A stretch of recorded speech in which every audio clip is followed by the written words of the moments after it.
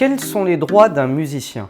Si vous êtes musicien, guitariste, pianiste, batteur, saxophoniste ou peu importe votre instrument et que vous jouez sur des morceaux en studio ou alors que vous jouez dans des ensembles, dans des orchestres ou dans des groupes, quels sont vos droits? On va y répondre dans cette vidéo aujourd'hui.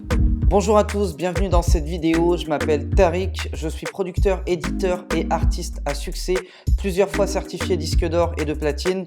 Et aujourd'hui, j'aide des artistes et des producteurs indépendants à vivre de leur musique.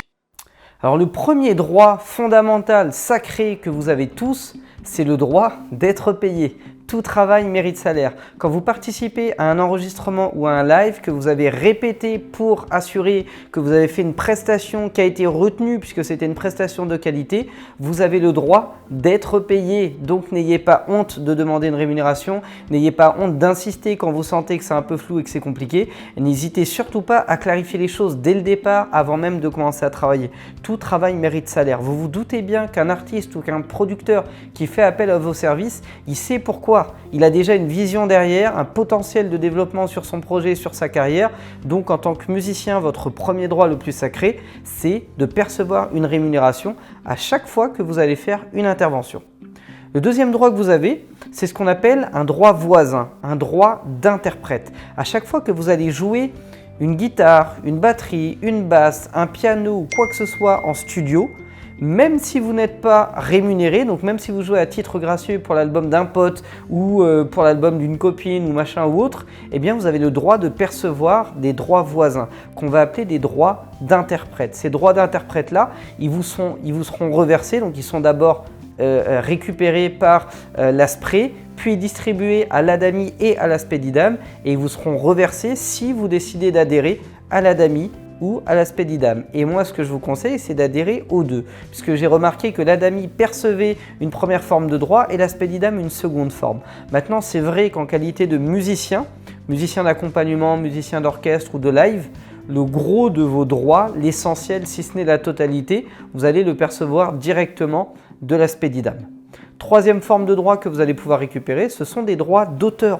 On a tendance à sous-estimer ce droit-là, mais quand vous allez en studio, qu'on vous dit de jouer une guitare ou un piano, une batterie ou un truc sur un morceau et que vous apportez une touche créatrice, c'est-à-dire que par exemple on vous dit bah voilà, joue-moi une guitare d'accompagnement là-dessus et que vous commencez à rajouter une petite mélodie, un riff un peu différent, vous apportez votre touche, eh bien vous pouvez être crédité comme co-compositeur. Le truc c'est que le droit d'auteur est tellement flou que vous devriez en amont convenir de ça avant même d'entrer en studio et avant même de sortir vos guitares ou votre instrument. Pourquoi? Parce que si vous apportez quelque chose et que ça n'a pas été clarifié avant, le discours qu'on va vous envoyer en face, c'est « ouais, mais tu as été payé pour jouer.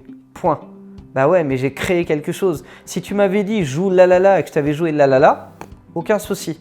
Mais là, tu m'as juste dit « joue, apporte-moi quelque chose. J'ai besoin d'une guitare, je ne sais pas comment je veux exactement qu'elle sonne, mais je sais que j'en veux une, propose-moi des choses. » Bah, le guitariste a créé. Là, je parle de guitare, ça peut être sax, piano, ça peut être basse, ça peut être tout ce que tu veux.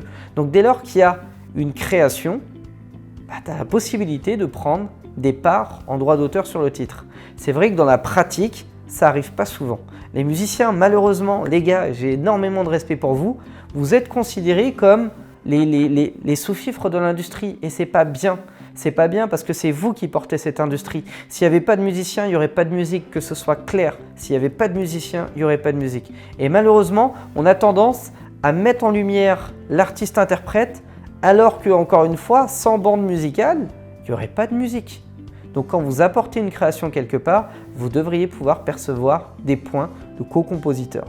Alors après, il y a un équilibre à tout ça. C'est que quand il y a déjà des compositeurs ou des co-compositeurs et qui voient ça d'un mauvais angle, quand il y a déjà beaucoup d'interprètes, etc., la petite subtilité, ça peut être de se positionner comme arrangeur. La part de l'arrangeur est moindre sur un dépôt d'œuvre, ça peut être de prendre juste 1 point, 2 points, 5 points, peu importe, mais imaginez que vous créez un titre qui tourne dans le monde entier, qui rapporte 2 millions d'euros de droits. Bah, 2 points sur 2 millions d'euros de droits, qui n'en a pas envie, franchement. Donc positionnez-vous. Et puis, en cumulant ces 3 points-là, donc le fait de prendre une rémunération, le fait de prendre des droits voisins et le fait de prendre des droits d'auteur, ça va déjà vous permettre de très bien vivre de votre art rien qu'en tant que musicien. Pas besoin d'être une star ou de faire une carrière incroyable. Entre vos dates, vos cachets studio, vos droits d'auteur et vos droits voisins, vous devriez déjà, si vous bossez correctement, avoir un niveau de rémunération qui vous permette largement de vivre de votre musique. Mais au-delà de ça, le dernier point, et qui n'est pas négligeable, c'est que vous pouvez également demander à avoir un contrat avec le producteur et à percevoir 1 ou 2 points sur les recettes générées par l'exploitation du projet sur lequel vous avez travaillé. Je vous donne un exemple. Si vous avez joué un instrument sur 5 morceaux sur un album de 13 titres et que cet album-là se vend, bien vous êtes en mesure de demander à percevoir, tout ça se négocie encore une fois, mais de demander à percevoir une rémunération de peut-être 1% sur les recettes générées. Et là, si vous vendez, si vous bossez sur un album qui se vend à 50 000 exemplaires, à 10 € au prix de gros hors taxe, ça fait 500 000 € générés. Rien que 1% là-dessus, ça fait 5 000 € net qui rentrent dans vos poches. Ça multiplié par 10 ou 20 albums sur lesquels vous avez peut-être pu travailler dans l'année, ça fait des compléments de revenus qui viennent s'ajouter à tout ce que vous avez déjà pu acquérir par le passé. Donc si on résume cette vidéo, la première source de revenus que vous pouvez avoir dans votre participation en tant que musicien, c'est une rémunération. La deuxième, c'est à percevoir des droits d'interprète, donc des droits voisins. La troisième, c'est à percevoir des droits d'auteur, donc pour la composition, co-composition ou pour les arrangements que vous auriez pu apporter à un morceau. Et enfin, la quatrième, c'est de percevoir un pourcentage de royalties sur les recettes générées par le projet auquel vous avez participé. J'espère que beaucoup de mes amis musiciens vont tomber sur cette vidéo, vont prendre conscience que leurs droits sont parfois bafoués, sont parfois pas très respectés. Attention, ça ne veut pas dire qu'il faut se battre tout le temps pour avoir les 4. Vous risquez de perdre énormément d'opportunités, mais c'est bien d'en avoir conscience. Parce que sur des petits projets, il ne faut pas forcément se battre pour tout avoir, mais sur des gros projets, quand vous savez qu'il va y avoir beaucoup de rotation, beaucoup de gains et que vous allez être indispensable au projet, c'est important de se battre et de se positionner pour percevoir et générer ces formes de droits-là.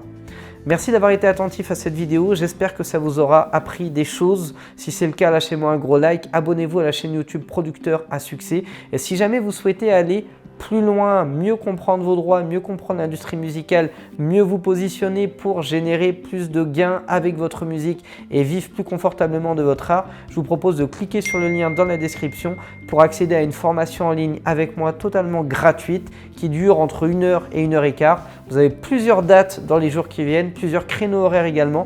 Donc n'hésitez pas à vous inscrire, c'est totalement gratuit et le contenu de ce que vous allez avoir dans cette formation vaut largement, mais très largement, l'heure que vous allez m'accorder et vous accorder pour monter en compétences. Merci d'avoir été attentif à cette vidéo, je vous souhaite le meilleur pour la suite, déchirez tout et je vous dis ciao ciao.